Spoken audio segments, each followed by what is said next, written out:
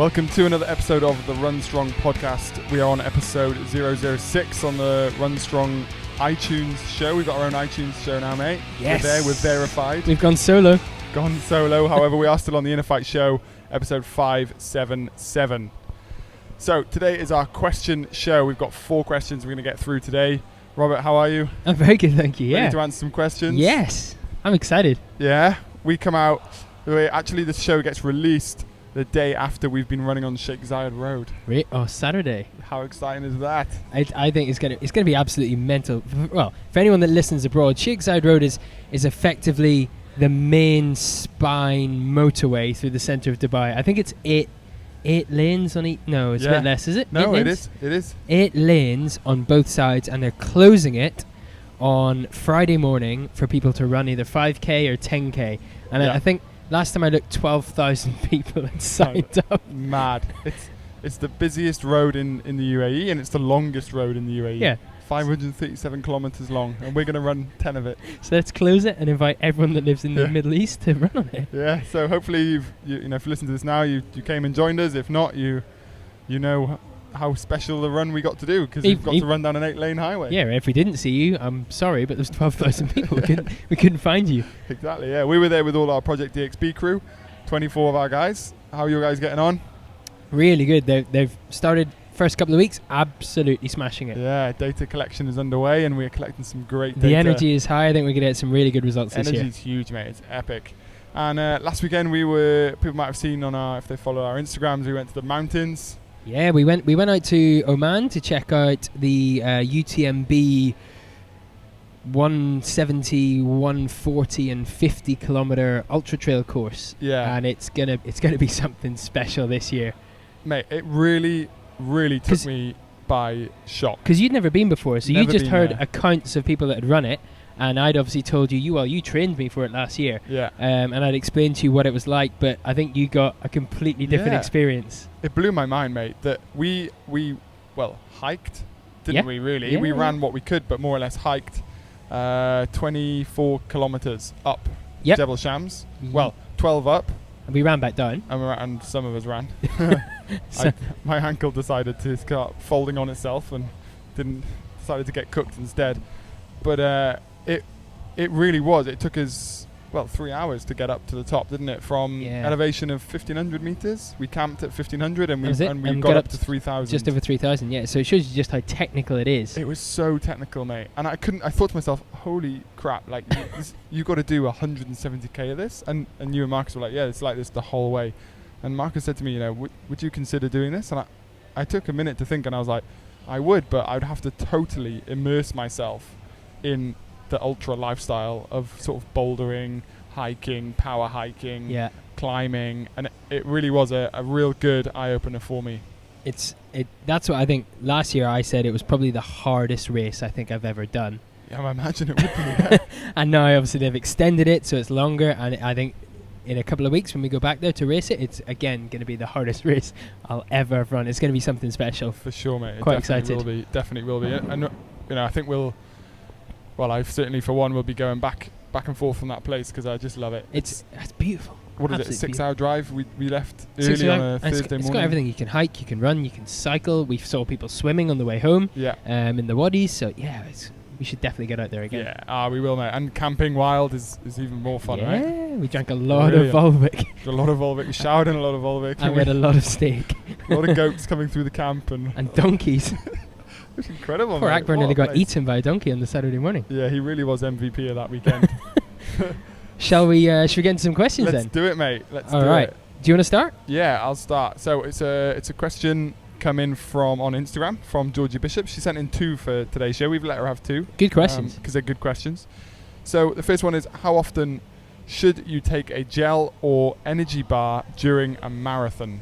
It's a really good question because it's marathon season, isn't it? It's definitely marathon season. So we just had, we're recording this on Monday. We had New York City Marathon last week. We've obviously got the Dubai Marathon coming up. There's marathons all over the world at the minute. So this is one of the questions I probably get asked the most. People can run, they know how to pace, but it's how do we structure our nutrition for the longer runs. And how much of a key part is that to performing well at your marathon? Huge.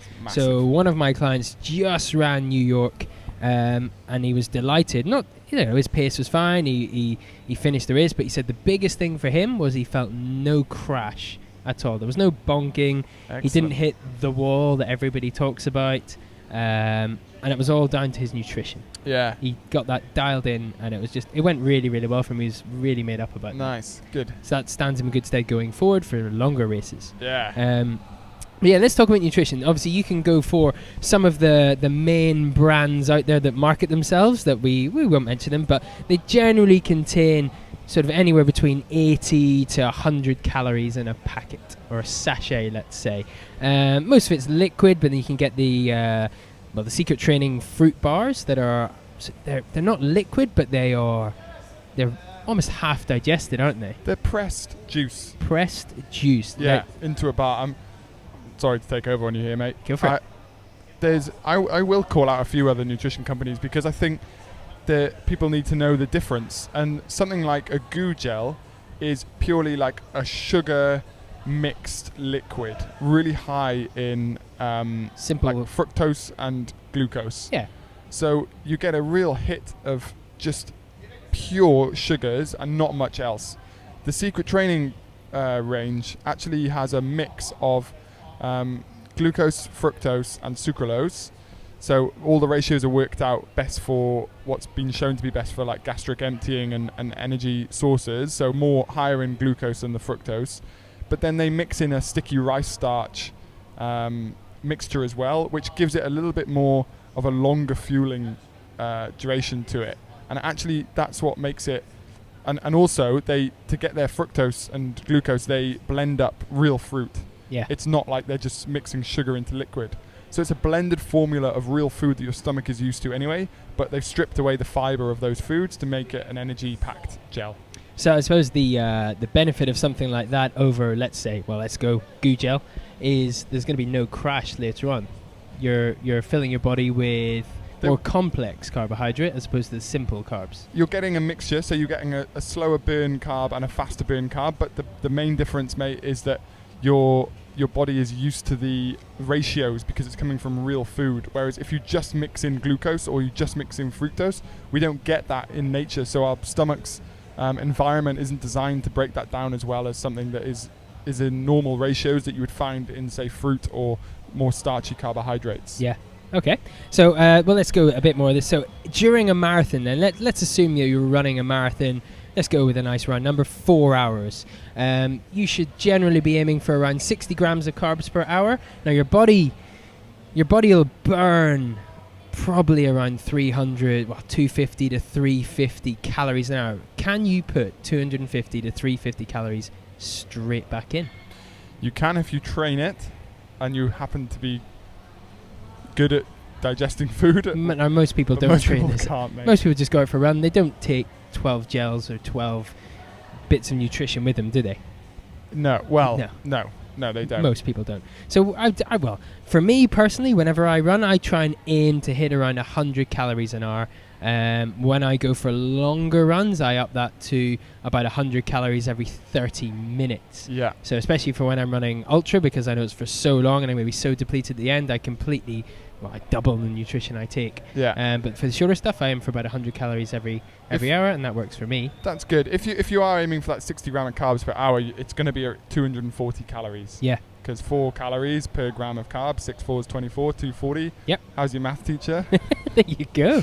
He did not write that down, folks. He just did that off the cuff. It's right in the brain here. Bloody hell. So you can, for training runs, you're building up to your marathon, you need to practice for your fueling. You can practice that from two ways. One is giving your body the calories it's going to get on race day. So that calories might come in from friendlier sources that your body's more used to eating, which might be like energy bars, which Georgie's asked in here. Like a gel is different to an energy bar. An energy bar is going to give you probably a little bit more fiber in it, maybe some fat, maybe some protein. Oats and things as well. Exactly. So it's actually release. A little bit more friendlier on the stomach. So I'm a big fan of using real food and energy bars, and I love the juice bars from Secret Training because they give you the calories your body needs to get used to having, but it doesn't give you in the hit of just pure sugars that you're going to be getting on race day. And also in training, you won't be pushing as hard as you will be in your marathon either.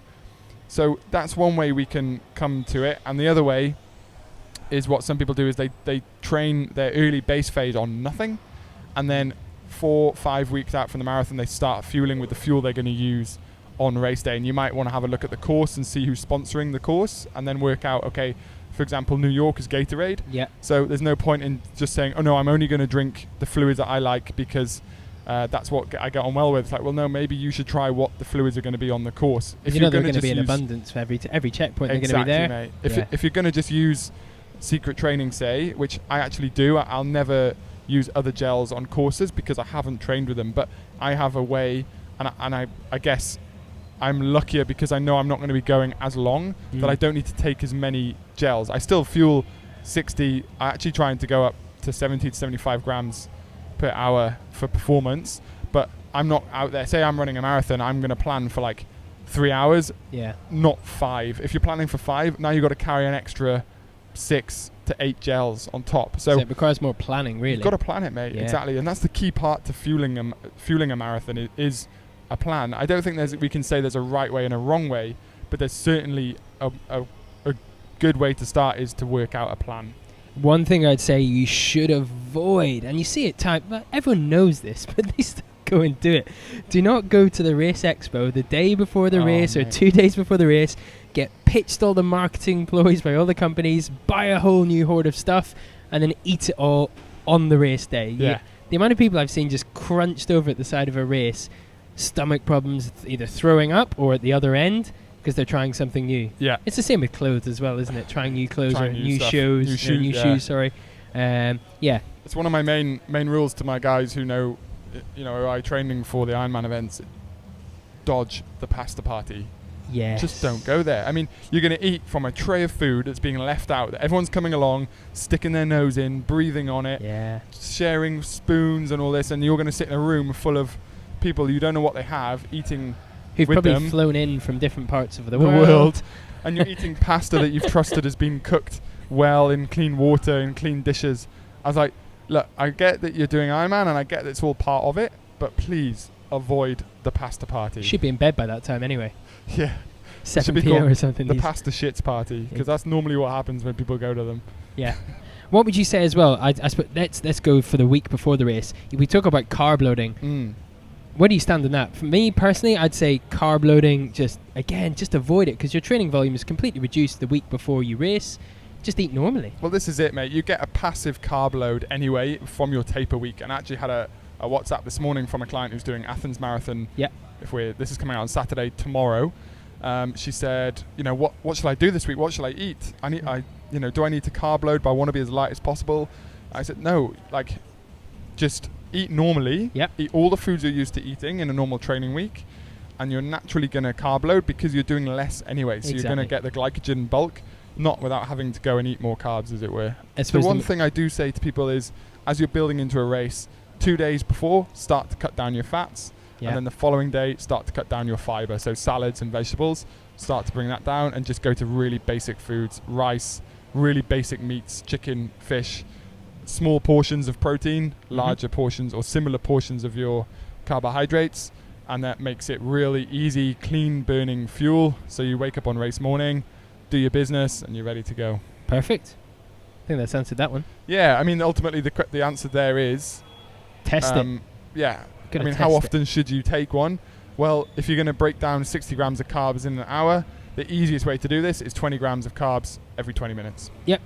It seems like a gel every 20 minutes. Some people find that a lot of eating, so you can get slightly bigger ones, can't you? Maybe you could just combine that and do it every 30 minutes. And then drink to thirst. Drink to thirst. Is my advice there. But work out what's worked for you in the past. And, we both use, I know, mate, and a lot of our guys use them, is spreadsheets based on calculations of what has what calories, what has what macronutrients. If I have this here, then this here. I sat down with Marcus before he went to do...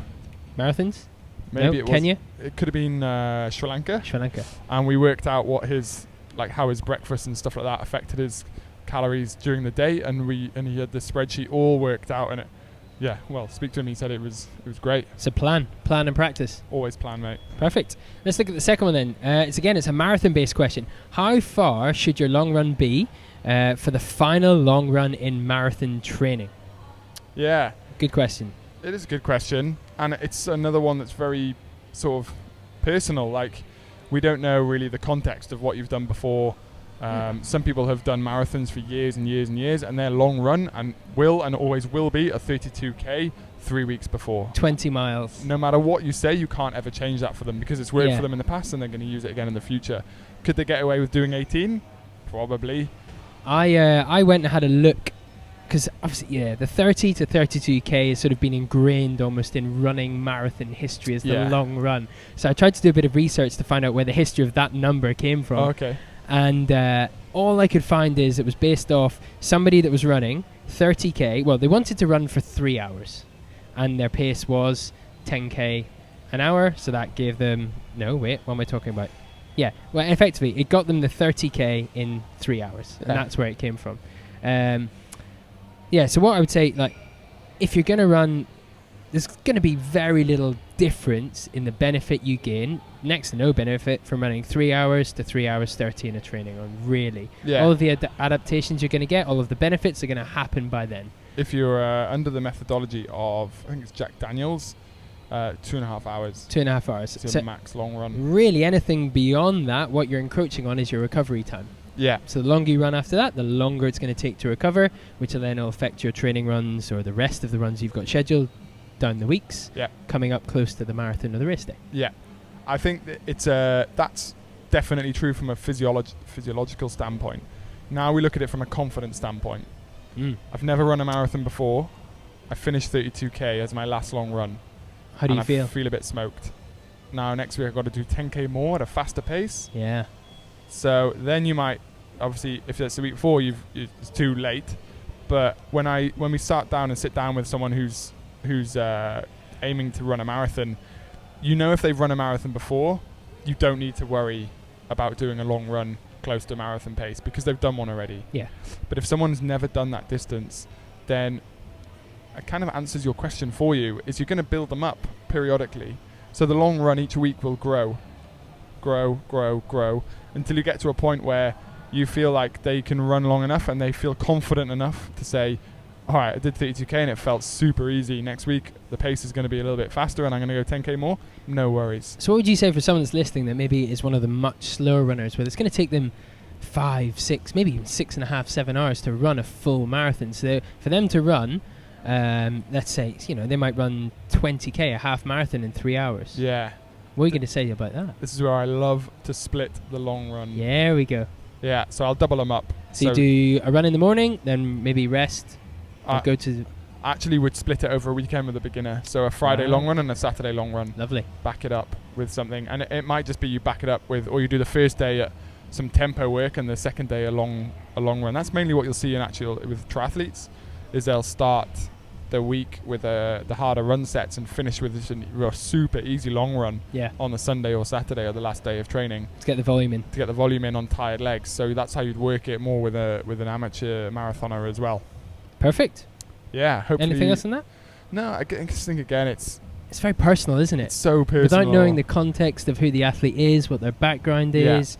Injuries, all that. I mean, what we can say is doing a half marathon isn't enough for a marathon as a long run. It's double the pace. It's a completely different race. If you're going to have a number to attach, I would say you want to be coming in time-wise on your long run around 30 to 45 minutes less than what your predicted time is for the marathon. Perfect. That should help answer that. Lovely. All right, the next question. It's a biggie. And it's from... It's a biggie, mate. I just want to say who it's from. It's come from Instagram because it's from @sad.z. Yeah, sad. All the A's. Do you want me to read it or do you want to read it? It's a long one. I want to read it. Go on, mate. Yeah. So it's I've seen a lot of content on the importance of glutes in running and how it's super critical to run strong and stay injury free. Because the glutes is all that coaches talk about, I assume that probably the main push/power for stride comes from the glutes, and any active or passive glutes are one of the main differences between fast and slow runners. However, Sad has recently read a blog and a big portion of the power comes from the stride. The big portion of power for the stride comes from the calf and not the glutes. Is that correct? The second bit of this, I see a big group of runners working on glutes, but haven't seen anyone talking about working on calf muscles. Can you share how an ideal stride should work? Which muscle groups are active at which step of the stride? So he wants to know about the gait cycle here. Yeah. So basically, I think let's split this into two things. How important are the glutes? How important are the calves? What's the gait cycle? Yeah. Okay, let's start from the top. Start from the top. Glutes. So important. They are the biggest? They are, yeah. I mean, if you look at it from a muscle contribution standpoint, they are the key muscle of movement. Essentially, they connect. They are part of the core, or I would class them as part of the core, and they help connect the lower to the upper body, or the upper to the lower body. They are used in pretty much anything you're doing stability-wise, and also in force production, and yeah, so they're an absolute key part, and it's why coaches go on about them so much. And to add on top of that, a lot of people, I mean, he said here, active and passive glutes are one of the main differences. Active meaning that you know how to use your glutes, your glute muscles, your bum muscles, and passive meaning that they're not working, because you wouldn't be able to stand up, but people say, I think the phrase people use is they're not firing. They're not firing, your glutes aren't switched firing. off, or what it means is essentially you just don't know how to use them, or can't feel how to use them. So a lot of coaches talk about them because it's almost like easy winnings, and you can pretty much, it's like the feet. You can take any injury and almost relay it back to poor glutes, weak feet, or vice versa. And so they're a big win, and they're a big thing that's underutilized by a lot of athletes. And every S&C program I've ever written is based on having a large demand on using glutes and getting glutes, as you say, fired up or switched on. The calves are also obviously very important in running, but it's more where the glutes are used for power production, the calves are used for helping the body to continue through the run cycle. So we have different cycles of running. Obviously, we have one of the most important. They're all important, but the stance phase, which is where your body makes contact with the ground and goes through one leg standing in a stance position. And this is where the most muscles are used. So we're using hamstrings, we're using hip extensors, we're using quads, we're using the gastrosoleus, which is your calf complex, and the anterior tibialis, which is the muscle at the front of the shin. Okay, so during the stance phase, we're using all of these muscles. When you're toeing off, you're toeing off to the initial contact. So you go through a swing phase where you're mainly using a quadricep to bring your knee through, and you're using your tib anterior to lift your toe so you don't scuff the floor. Yeah. Not everyone, I should say that again. A lot of people have problems with shin splints. Yes. This is a large area where people can get to improve that is by strengthening around their calf complex and also their tib anterior, because that muscle is a large contributor. If they're tight and you're not using them correctly and they're not absorbing force well, the shin bone will. So this is where, when you're going into contact with the floor, the preempting of the stance phase muscles becomes a key part. So that means, although we need to obviously work on our glutes and work on stabilizing them and everything there, you can do all that all you want, but if you don't get good at using it in a fast, rapid motion, you won't be able to use those muscles correctly. So we'll see this in terms of power lifters, let's say, who can squat ridiculous numbers, who can do all sorts of crazy, max out leg press machines and all that, but you ask them to go run and they're smoked after like 2 minutes, right? Yeah. And that's because they're strong. They haven't got weak glutes. They can't have weak glutes. They can't have switched off glutes, but they're not using them correctly. This has just reminded me of a TV show years ago. It was on Channel 4, and they took loads of different Olympic athletes and got them to got them to try and do bobsled. Oh yeah. So they took Chris Hoy, monster, and obviously then to push the bobsled, they've got to start sprinting. And after one day, he was absolutely fried. He was in ice baths. His quads were just in pieces. Yeah. Because he's purely quad dominant from sprinting on the bike. Yeah. And he just wasn't using any glutes. Yeah. And the guys that did really well there was a boxer, there was guys that they weren't as, let's say, big in terms of sheer size of athlete, but they were so much faster and so much switched on because they were more well-rounded in terms of muscle development. Yeah, that's interesting, eh? Need to find out what that was called, actually. It was really good. Yeah. So from a glutes perspective, training them to be stronger is very important, but also training them to be able to be used at the correct times in the preemptive phases of running is also key. To move on to the next part, which is about the calf and the sort of ankle complex. Mm-hmm. Again, really, really important, but more to do with absorbing force once you're making initial contact with the floor. So although we use them during a toe off, actually we'll use a lot more of your glutes and posterior chain to get moving forward. But then as you hit the ground on the next stance phase, that's where you have to get the calf goes through an extremely fast stretch cycle. And then we get what's triggered is called the stretch short cycle. It's like an elastic band. If you're stretching an elastic band, then it fires back, right? When you're pulling a bow, like a bow and arrow, the further back you pull it, the further the bow will go. If we can train this in the lower leg, then we become a lot more efficient at running. And what you find with more efficient runners is they don't use more muscles in their legs to run. They actually use less, so it makes them more efficient, so they have energy for longer with those muscles that are being used. So to have strong calves is important for runners, but more importantly, you need to have the elastic energy capabilities within your calf, soleus, and in turn Achilles, and also the tib anterior at the front, lifting your toe up and down every run cycle. So the importance of calf strength isn't always given to runners because, number one, whenever you're running, you're using your calves to run. So if we did calf strength as well, so if I said, okay, Rob, you're going to go do 4 sets of 10 reps calf raises, you're probably going to get sore calves, and it's going to affect your running the next day. For sure, yeah. There is a time and a place for it, but we wouldn't give it to you a lot. We wouldn't give it to you very often. So what would you do then, or what would you suggest, Sad here, for developing some sort of... I guess he wants to work on his calf muscles or try and get the lower leg being more efficient for his run. Yeah. What sort of stuff would you program for him? I would do more stuff like economy intervals within his longer runs. Mm-hmm. So that is like doing some strides, doing some fast cadence drills, 10 seconds fast, 50 seconds slow, stuff like that. Mix it in with the long runs. Using warm-ups, so skipping or pogos or A skips, A marches during warm-ups to help get that lower leg chain firing.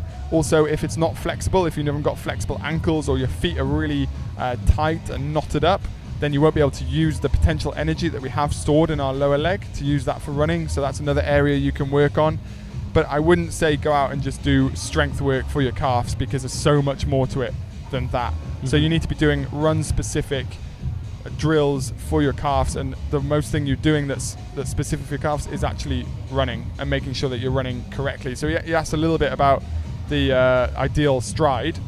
Again, you can look at different studies on this, and some people will say a heel strike is correct, some people say a forefoot strike is correct, some people say there's no difference between either. There obviously is a difference between both. I try to teach more of a where your foot is landing as opposed to how your foot is landing. Okay. So the foot strike should be under your center of gravity, mm-hmm. because that helps you just fall into the next run cycle. If your foot strike is in front of your body, you're losing a lot of force that you're generating, and it's almost applying the brakes, aren't you? You're applying brakes because your foot is further in front of your center of mass, so therefore you have to get over that center of mass using inertia. Inertia takes force takes energy cost, and so you're just making life a lot harder for yourself. Losing a lot of economy. Exactly. You're not becoming economical. There you go. It's like specificity. That's it. You're not an economical runner. I don't even know if I said it right. That's right. Yeah. And so, learning to land with a foot under your hips and falling forward. It should be a falling forward motion. And if you want to run fast, you fall forward more. If you want to run upright, if you want to run slower, you run upright a little bit more. They did a really interesting shot of Mo Farah Photoshop running alongside Usain Bolt. And if you took their lower legs, they were almost identical in terms of the knee lift. the foot position and the rear leg.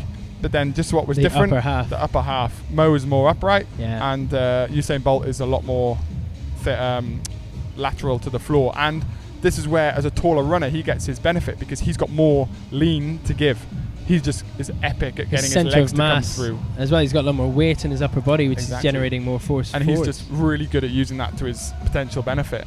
I just have another thing actually good for this is running slightly uphill on a treadmill or slight running on inclines, because naturally you don't see anyone standing or running on a treadmill leaning back. They just fall over backwards. So you've got to naturally lean forward into the stride. Yeah. And it helps with the running economy. Exactly. Huge. Heel reps really help with run Heel economy reps. because you can't heel strike up a hill. Exactly. You can, but it looks ridiculous. And And if you want my last sort of, I don't preach to a non-heel strike because I think for some people it really works, and there's faster guys out there than I am using a heel strike. So I can't say it doesn't work, but go get a skipping rope and skip, on and your then heels. try and skip on your heels, and just tell me how that is.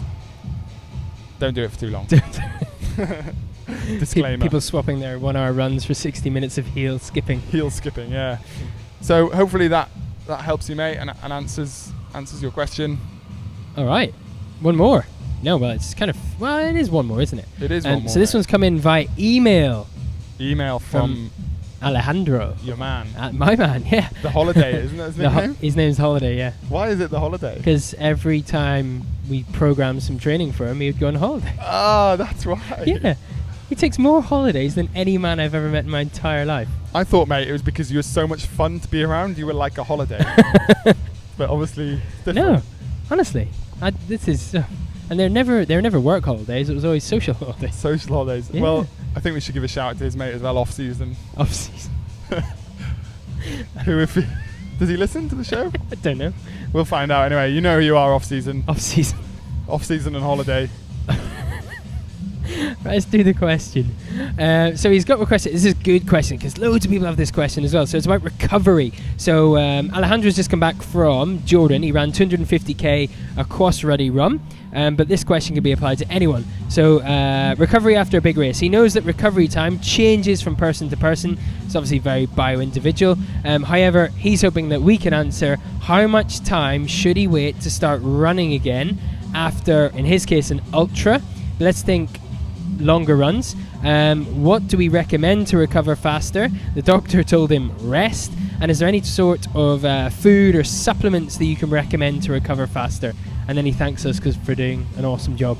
He says you're doing a super cool job. Yeah, there we go. Yeah, that's why I was like, oh yeah, this guy is a holiday to be around. That's why we've got our own show now. Yeah, exactly. Recovery, mate. Recovery. I love talking about recovery. Keep it short. All right. There we go. So, when to start running again? This it's got to be completely Specific for each person, isn't it? Yeah. You say your knee still hurts a bit, but I'm already missing it. Well, you're going to miss it a lot more if you come back too soon and you bust your knee up and then you can't run at all. Yeah. So I tend to say to guys, like, for him coming off the back of a big ultra like he is, I would say wait till you are pain-free in your knee before you start running again. But that doesn't mean you have to stop training. No, true. That's a key part, isn't it? Yeah. You came back and I saw the bench press get pulled out. There's a couple of bicep curls going on. No, well, You're biking. Well, let's talk about me actually, because for me, I came back from, let's go with Jordan, because I was in Jordan a few weeks ago. I ran 250k across the desert. The next week I was in the gym and I was doing really light turbo on the turbo bike. And I did that for an entire week. And then my week after that was very low intensity running. And then mixed in with a lot of upper body and core gym work. Yeah.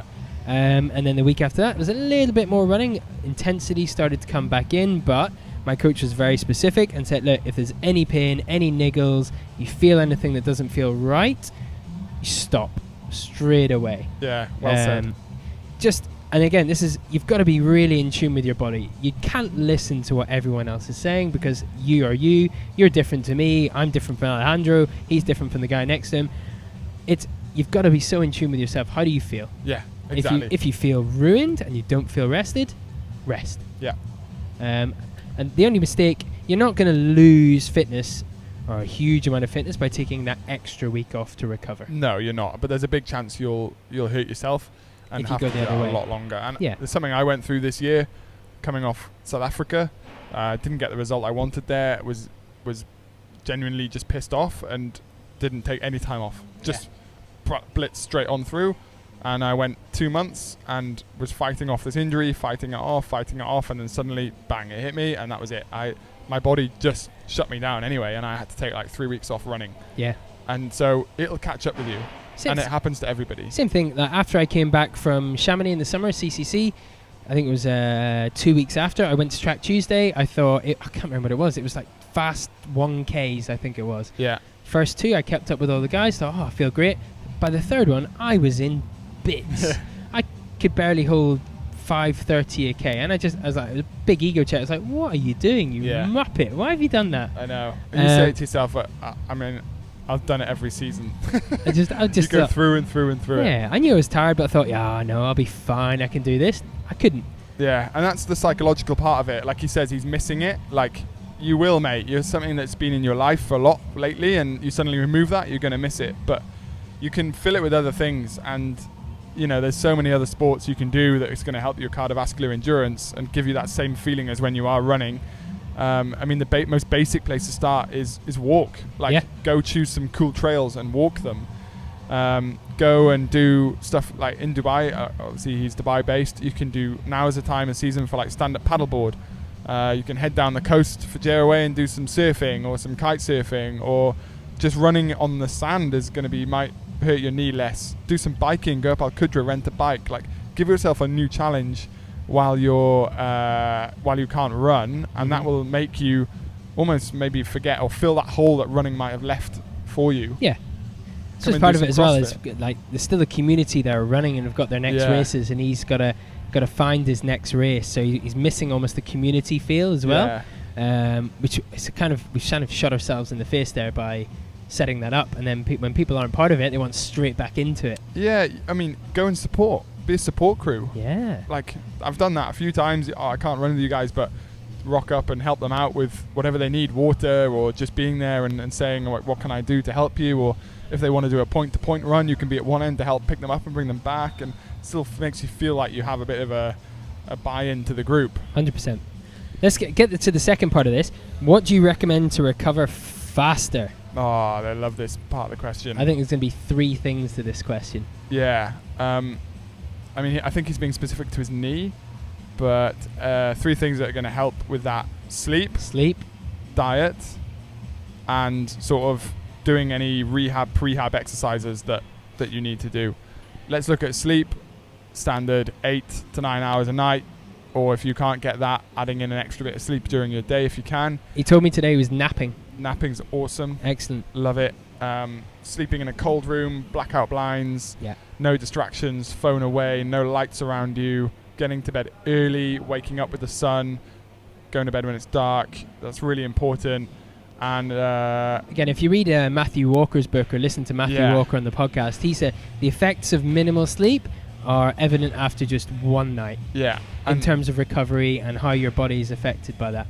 It's so true. And stress on the body is stress. Yeah. So whether it's stress through lack of sleep or stress through work or stress through running, that's all going to affect how your muscles and your cartilage and your cells and everything working inside your body to help reduce the injury that you've got in your knee will all be inhibited through stress. And lack of sleep is stress on your body. Because you do no recovering during the day. You only recover when you sleep. Yeah. So there you go. Diet, you want to be focusing on anti-inflammatory foods. Yeah. If we're going to look at the big hitters there, we're looking at good oily fish, so with high omega-3s or an omega-3 supplement. Keep them in the fridge. I can't understand people who buy fish oils and keep them out in hot conditions. It's going to go rancid. Just put your fish oil in the fridge. You wouldn't leave your fish on the counter. Turmeric, however you want to say it. Ginger. Add it into your shakes. Add it into your foods. You can take turmeric capsules, you can take ginger capsules, but the easiest thing I do is I just buy a load of it and chuck it into shakes. Lots of fruits and veg. Fruits and veg, high in antioxidants as well. It's all going to help you, and that's all going to help you sleep better as well. Like everything you do supplemental-wise should be focused on you getting better rest and better sleep. I would add to this, if you're going to, lots of people take protein shakes and things. If you can, avoid, I there's hundreds. I can't even name all the brands. There's thousands of brands out there. Yeah. Look at the ingredients list. Please. Pick one that has just minimal ingredients, like a good, clean, ethnically sourced pea protein, something like that that's just pure. Yeah. It doesn't need to have all the junk added to it because it's cheaper. I agree. I mean, I'm a big fan of the Secret Training whey protein because it has whey isolate in it, and it also has it has about 10 grams of carbohydrate. Yeah. So a little bit of carb to help you, which is actually quite nice to help the protein synthesize in the body. Okay. And it also has turmeric in. I go for Nuzest. I use Nuzest. I try and avoid dairy because it makes me itchy. I used to have eczema, and it just this whey isolate. I don't up. like dairy, but this whey isolate it's quite nice. It's good because it's isolating the whey in it. You don't get the lactose. Yeah. That's why it's a whey isolate. Perfect. So yeah, they're a good one to use. And then the rehab work. But also with diet, just to point out, again, stress. If you're putting stress on your body through poor diet and poor nutrition, that will also have this stress impact. So if you're eating bad foods with like hydrogenated oils, fats, high sugars, poor quality foods, if you're opening a packet up and eating it, then it's probably not the greatest food. That's gonna come down and affect your sleep, which is gonna it's just a vicious cycle. Vicious cycle, mate. Exactly. And it's not just inflammation on the area of injury that's going to be the body needs to look after. It's if you're eating poor foods, your gut gets inflamed. Your cells within the digestive tract and stuff get inflamed, so they're critical. So it doesn't care about your bad knee. Your body's going to focus on what it needs to live day to day, and the knee is just going to get sorted out when it has time. I'm going to throw in one more thing actually. That it's come to me that people talk about this after they run a race or things like that. That their metabolism is increased and now they can eat as much as they want for the next week or 2 weeks. This is why I talk about off season, mate. So when you come back, everyone wants to have a few, maybe go for a pizza or have a few beers. You do not need to kick all this stuff in a week after you've done an event like that. No, be sensible. Be sensible because your body's just going to suck it up, and you're just going to get bloated. You're going to get rotund. Or round, and you will put weight on super quick. Yeah. Which will affect your mood, which will affect you wanting to come back earlier because you want to start exercising again. And your sleep, and your stress, and your everything. And sex drive, libido, all of the above. All there, mate. So the other one, I just say the rehab. Yeah, on that one, on the Recover Faster. Now's your chance. Right. Go and read any professional athlete's biography, and they will go through a stage where they got injured, and a lesson they learnt of an injury doesn't mean the end of the road. It means a chance to be better. So work on the weaknesses. Work on your weaknesses, and I don't know what your knee problem is, mate, but if it's an anterior problem or something like that, and it's caused by poor hamstring, either flexibility or mobility or ankle mobility or anywhere around there, mate, make that your mission and use it. Like you're not running now, so you must have so much great free time. Run strong every day. Use it, run strong your life up. But just use that as a chance to get better and don't see it as a negative that's going to hold you back. Let's finish with supplements then. What supplements? Well, supplements, I only take one supplement. Yeah? That's magnesium. Oh, yeah. I take that. Well, I lie. I take a multivitamin. For your magnesium for sleep? Magnesium for sleep, multivitamin in at the start of the day. Just, again, we live in Dubai. It's hot. Sometimes, you're training to excess in the heat or in the outside temperatures. Yeah. I just like to make sure that I've got all the multivitamins that I need. If it's a bit too much, it's okay. It's not too much. Piss it out. Yeah, exactly. Expensive piss. Yeah. You could shake me and I'd rattle. I used to love all the different science behind supplements, and then I went through a phase where I just cut it right down. Now I make an insurance. I call it my insurance shake, and I have it every day. And it has frozen spinach, frozen broccoli, good green stuff. Yeah. The Nuzest good green stuff. That's right. Yeah. That's like taking 3 bloody multivitamin tablets in one go. You get super boosted off that. I chuck in teaspoon of turmeric, frozen like a chunk of ginger, and a frozen banana, and then I use the whey protein from Secret Training. And then I blend it up with water, and that's like my multivitamin, if you like. Wow. So I have that every day. That's a multivitamin and a half. That's a multivitamin right there. You need to bring me some of that. Yeah. And then I also use magnesium, but I use this. a specific brand which I can't find out here, but it's magnesium biglycinate, which is the one that's good for sleep. A lot of them, like the citrates, magnesium, there's a few other brands that don't actually... Sulfates. They're poorer levels of magnesium, and essentially you are just making expensive pee. So magnesium biglycinate is the one you want. That's going to help you with sleep. And then I use glutamine as well, as it's a good amino acid for your stomach to help with aiding like your stomach gut flora and things like that, and digestion, because as athletes we hammer our stomachs with food a lot, you know. So a good glutamine as well I take. And then on certain times when I feel like I need it, I will find a good probiotic and take that as well. Yep.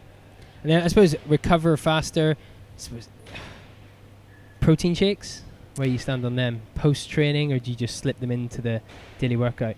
Yeah, I'm never really a fan of taking it just post workout. I mean, there is a post workout window, which works, but it depends on when you last ate your meal before you trained. There's a lot of variables in there. I think as long as you're hitting, we're not pro athletes here. As long as you're hitting your protein target in a day, it's much more beneficial than stressing about, I finished the workout, I need to have a protein shake 15 minutes after, otherwise I get no gains. Yeah, I mean, the workout window is actually 2 hours, or it's normally, nutritional companies will sell it to you as being like 15 to 40 minutes. Yeah. That's their way of selling you protein more. It's around 2 hours that you're going to have elevated levels of stress hormones, which takes on the fuel, which helps you synthesize the fuel a lot better. That's why they call it a post-workout window. So yeah, I mean, there is credit. If you do get really sore after training, then take a protein shake early, and naturally by science that will help the muscles repair better. But like Rob says, it's not the be all and end all. No, if you're going to have a meal 90 minutes after training, then don't worry about a protein shake. We're not bodybuilders, are we? We're endurance athletes. Apparently, mate. I see you do a couple of things that makes me bench press. There we go. So upper and core. Other supplements. I think the fish oil is really important. Maybe some glucosamine for your joints. But if you're eating a good, balanced, healthy diet, you shouldn't really have a need for it. One thing actually that, whenever I had my blood work done out here, this is when I was spending a lot of time indoors in the classroom. And I had all my blood work done and all my tests done, and it came out that I was vitamin D deficient. Yeah, no, and it's really common in a place like this because we're so worried about the sun. Same in Australia. A lot of people are always wearing covered hats and sunglasses. Or it's too hot, so everyone stays inside. It's too hot to be outside. So vitamin D is really important, and actually it can come in 3 forms. So we absorb it through our skin. So getting 20 minutes of sun exposure a day on your legs and arms is a very good idea. Get it through food. Get it through your food, and that is fat soluble. So vitamin D, A, D, E, and K are all fat soluble vitamins. So that is, but then the problem here is the food isn't grown in its natural environment. Yeah. So you don't get the absorption of vitamin D through the natural process of it getting it from the sun. So all the food here is sort of shipped in or grown under artificial light. So therefore we're not getting the vitamin D within, and we're not consuming it. So we have to be a little bit more aware of how we're getting it, mainly through skin, and then the other one is eyes. So don't stare at the sun, but you should not always have your sunglasses on. Yeah. Like, especially in the mornings when you're leaving your house, if you're putting sunglasses on straight away, your body actually doesn't realize that it's day because the light's getting blocked. So try and spend, again, 20 to 30 minutes outside or looking outside without sunglasses on, so your eyes are getting adjusted to it. And you can tell, like, when you're wearing sunglasses all day and then you take them off and you look out and your eyes are starting to stream, hurt, then that's not a good sign. So obviously if you're driving and you're looking into the sun and it's hurting your eyes, put sunglasses on, don't crash. Or if you're lying on the beach and you're looking up, don't hurt your eyes. But a real big part to getting enough vitamin D does come in through our eyes, and then having enough good fats within our body to help store the vitamin D. As I say there, it's a fat soluble vitamin, so we need the good body fat and good nutritional fats to aid in that. He's an endurance athlete anyway, so he should be out running a lot, at least 20 minutes. When he's healed, anyway. Yeah, exactly. Lovely. Good. I think that's a wrap. I think that's a pretty good question show. Next week, we're back to a topic show. And we're actually going to continue on the recovery train. Yeah. So we're going to do a whole topic show on recovery next week. That'll be We can geek out, get some science out. geek out, exactly. That'll be show number 7 of the Run Strong podcast. If you want to do us a huge favor today, right now, this minute, Please go to iTunes and subscribe to the Run Strong podcast. And then, if you feel we're worthy of it, please rate and review us. And also tweet this out the other day. If we're not worthy of it, please tell us why. We want to get better. We want to help you guys more. So send in feedback. Tell us what we're doing good, what we're doing badly, how we can get better, how we can get you to click 5 stars on that rate button, and then leave us a glowing review. And what more importantly, what you want to hear about, because this show is really for you guys. Exactly. What do you want to know about? What do you want to hear us talk about? What is niggling your little brain that you want to know? Do you want to know about recovery? Do you want to know about training? Do you want to know about training protocol? Do you want to know about races? Do you want to know about distances? Do you want to know what the Big 5 is, but you don't want to hit Google? Like the Safari Big 5? Yes. Nah. So if you do want to get in touch, email endurance@innerfight.com. For Rob Jones, rj@innerfight.com. That's For it. myself, tw@innerfight.com. And we're on Instagram. Rob Jones Endurance and Tom TW Fitness. No, Is Tom it Walker Is Fitness. it Tom Walker Fitness? Sorry. 6 shows in, he's doing it wrong. Tom Walker Fitness, Tom Walker Rob Fitness. Jones Endurance, Rob Jones and IF_Endurance. There's Get in it. touch with us, guys. We'll be back next week with our topic show, like we said, on recovery. Have any questions in the meantime, please send them in via those channels we just talked about, and we'll speak to you next week. Perfect. Thank you for listening.